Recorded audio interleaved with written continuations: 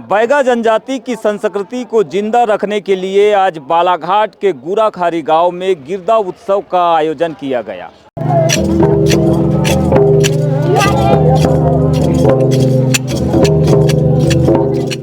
मकसद था बैगाओं की संस्कृति और विरासत को संभाल कर रखना। हमारी संस्कृति बचा के रखना है। नाच गाना करना समय में ये सही है। चलिए आपको दिखाते हैं इस उत्सव से जुड़ी कुछ तस्वीरें और ये रिपोर्ट।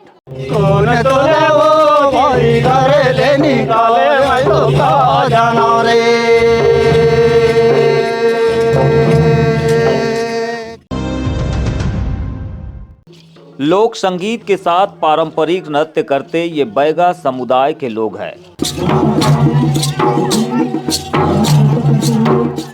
आधुनिक जीवन शैली की चकाचौंध के कारण लुप्त हो रही बैगा संस्कृति को जिंदा रखने के लिए बैहर के गुराखारी में गिरदा उत्सव का आयोजन किया गया।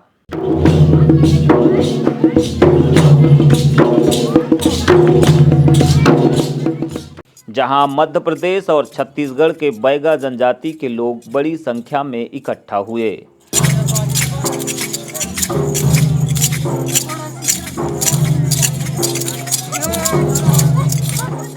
यहाँ पर बैगा जनजाति के बड़े बुजुर्गों ने आने वाली पीढ़ी से अपनी संस्कृति को बचाने की अपील की। कार्यक्रम को संबोधित करते हुए अतिथियों ने कहा कि जैसे जैसे समाज में आधुनिक युग का प्रचार प्रसार हो रहा है, वैसे वैसे बैगा संस्कृति लुप्त होते जा रही है। ऐसे में समाज की युवा पीढ़ी को आगे आकर हमारी संस्कृति को बचाने की पहल करनी होगी।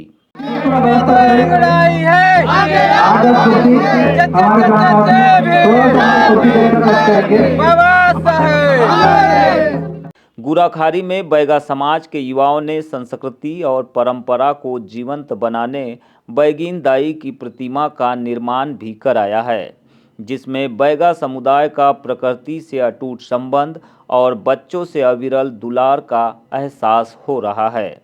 गिरदा उत्सव में पहुंचे बैगा आर्टिस्ट आशीष कछवाहा ने इसके महत्व और संबंधों पर बीजीटी मीडिया से विस्तृत चर्चा की। ये प्रतिमा सबसे पहले हम लोगों ने मंडला जिला में बनाया था 2017 में। ये डोलोमाइट पत्थर पे हमने बनाया था। तो ये प्रतिमा जो आपको नज़र आ रही है, हमारे जो भंगीलाल हरदहा थे, वो लगभग 20 साल पहले उन्होंने कल्पना की थी कि आजकल जो एक माँ बेटी का जो रिलेशन है वो धीरे धीरे करके कहीं ना कहीं आधुनिकता की वजह से ख़त्म होता चला जा रहा है।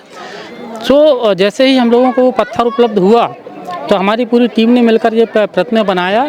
तो जिसका सीधा सा कॉन्सेप्ट बहुत बड़ा नहीं है, कुछ डिफ़िकल्ट नहीं है, क्योंकि बैगा आदिवासी समाज में कुछ भी डिफ़िकल्ट नहीं है, सब प्रकृति के साथ ही हैं। और बैगा आदिवासियों को तो मैं प्रकृति ही कहना चाहूँगा। तो इस मूर्ति में आप देखते हैं कि एक माँ बैठी हुई है, उसकी बेटी है, उसके वो बाल कोड़ रही है।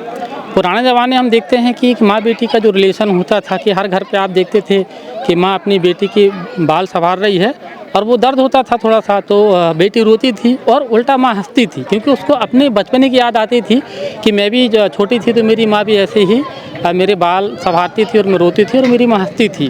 और उसके पीछे एक छोटा सा बच्चा चिपका हुआ है। तो ये प्रतिमा हमने बनाए थे, इसका हमने पहले नाम दिया था ओ दाई वो, यानी कि ओ मेरी माँ। जब वो माँ बाल संवारती है तो थोड़ा सा दर्द होता है और माँ बेटी कहती है कि ओ मेरी माँ। तो बच्चा को लगता है कि यार ये क्या हो गया, दीदी एकदम से वो मेरी माँ क्यों बोल रही है, कहीं कोई बाघ तो नहीं आ गया आजू बाजू में। तो वो आके माँ से चिपक जाता है और वो भी देखता रहता है। तो ये जो प्रतिमा हम लोगों ने बनाया, ये प्रतिमा का बनाने का हमारा मेन उद्देश्य था कि जो बैगा संस्कृति का जो एक सहज संवाद है नेचर के साथ में और खुद आपस में जो रिलेशन है, उस संवाद को, उस रिलेशन को पूरी दुनिया के सामने आना चाहिए। और मैं आप लोगों से निवेदन करता हूँ कि इस प्रतिमा को, इस सोच को सारी दुनिया के सामने लाइए, क्योंकि आज जो आपस में जो रिलेशन है, जिस तरह ये माँ बेटी का आपसी प्यार दिखता है, वैसे ही प्रकृति हमारी माँ है और प्रकृति के साथ हमारी दूरी बढ़ती चली जा रही है, जिसका साइड इफेक्ट, जिसका समस्या सारी दुनिया में आप देख रहे हैं।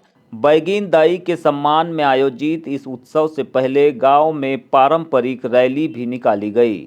यह रैली पूरे गांव का भ्रमण करते हुए खैर माता मंदिर पहुंची, जहां पर प्राकृतिक पूजा अर्चना के बाद मुख्य चौराहे पर जननायक बिरसा मुंडा की प्रतिमा में माल्यार्पण करते हुए उनके त्याग और बलिदान को नमन किया गया। इसके बाद बैगिन दाई की प्रतिमा का विधिवत अनावरण करते हुए पूजा अर्चना की गई।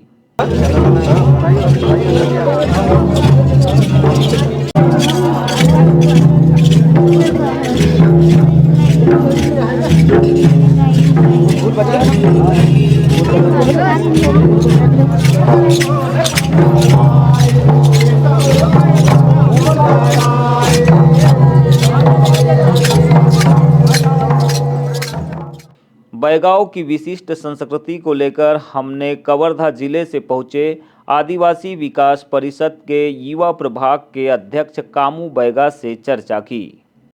निश्चित से देखिए कि आज़ादी के बाद से कहीं न कहीं हमारी जो संस्कृति, हमारी जो देवी देवता था वो विलुप्त होते नज़र आ रहा है और उसी को आने वाले भविष्य में हमारे बच्चे को उस रीति रिवाज और उस परंपरा को सजो रखने के लिए हमारे आने वाली पीढ़ी को, ताकि वो जब आए इस दुनिया में तो वो परंपरा और वो हमारी संस्कृति, हमारी जो बैगिन दाई है, क्योंकि कहा गया है कि हमारे पूर्वज द्वारा कि सृष्टि की जो रचना है तो उस सृष्टि में पहला कोई मानव था तो वो बैगिन दाई और बैगा जो हमारे पिताजी तुल्य थे, नागा बैगा नागा बैगिन, वो इस धरती के पहले मानव थे और उससे ही आज सृष्टि की कहीं न कहीं संरचना इस देश में विदेश में हुआ है।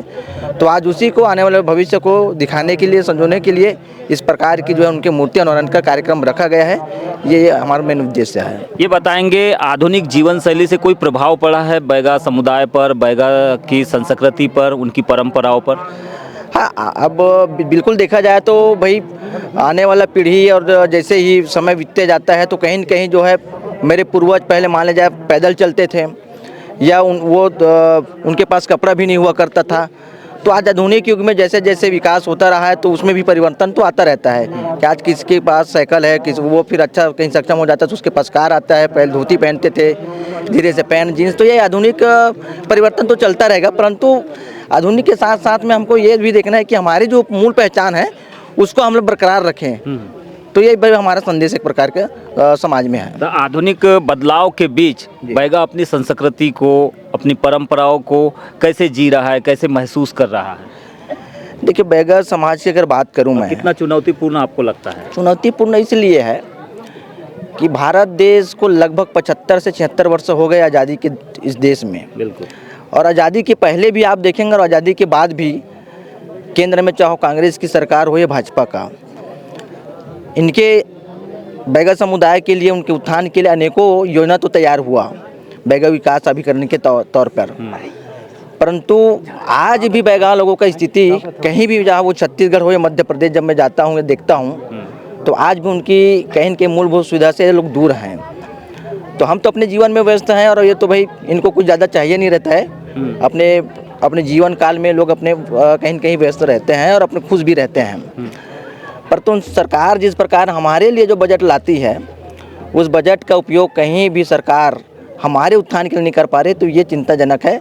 हम दोनों गवर्नमेंट को देख चुके हैं, केंद्र में भी, चाहे वो कांग्रेस की सरकार हो, भाजपा का हो, तो ये चिंताजनक सरकार के लिए है। परंतु हमारे लिए ऐसा कुछ नहीं है। हम तो चाहते हैं कि भी हम सिंपल साधारण ये जीवन जो है, और आज भी बैगा समुदाय ऐसे ही वनांचल जंगलों में रहने वाले और वैसे जी रहे हैं। तो भले ही बैगा समुदायों के लिए सरकारों के द्वारा अनेक योजनाएं बनाई गई हो, उन योजनाओं के बावजूद मूलभूत सुविधाओं से ये वंचित हो, लेकिन इनके माथे पर, इनके चेहरे पर जरा भी शिकन नहीं है।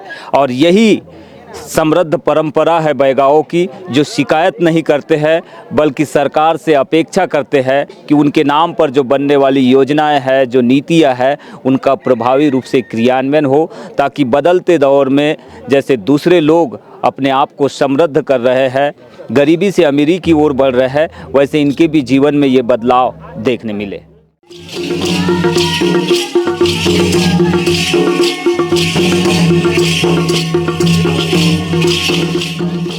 कार्यक्रम में मुख्य अतिथि के तौर पर कामू बैगा, प्रदेश अध्यक्ष युवा प्रभाग आदिवासी विकास परिषद उपस्थित रहे। कार्यक्रम की अध्यक्षता नरसिंह सुबिया ने की, जबकि विशिष्ट अतिथियों में सुनवा बैगा भानपुर बिछिया, चमरू चरचड़िया डिंडोरी, धनलाल बैगा मंडला और शिव कुमार बैगा शहडोल से मौजूद रहे। कहीं ना कहीं ये जो सांस्कृतिक सभ्यता है सदियों से आ रहा है, जब हम जन्म भी नहीं लिए थे हमारे पूर्वजों से भी। हम चाहते हैं कि अब ये जो हमें दुनिया से अलग जो बनाती है, तो हम अब इसको भविष्य तक इसको संजो के रखना चाहते हैं। जिसलिए हम आज के जो युवा पीढ़ी है इनको हम तैयार करते हैं, इच्छुक बनाएं, वो इस सांस्कृतिक सभ्यता में आज सोशल मीडिया या अन्य दूसरे कहीं ना कहीं अपने फैशन में अलग जो दूसरी आजकल के जो चीज़ें जो चल रही है उनमें जो भटकाव है, हम उनको एक तरह से मार्ग प्रशस्त करना चाहते हैं कि आप हमारी संस्कृति कितना एक अच्छा एक बेहतर जीवन यथा स्थिति को संबोधित करता है, रिप्रेजेंट करता है। तो हम इसी मूल्यवान की ओर अग्रसर होना चाह रहे हैं।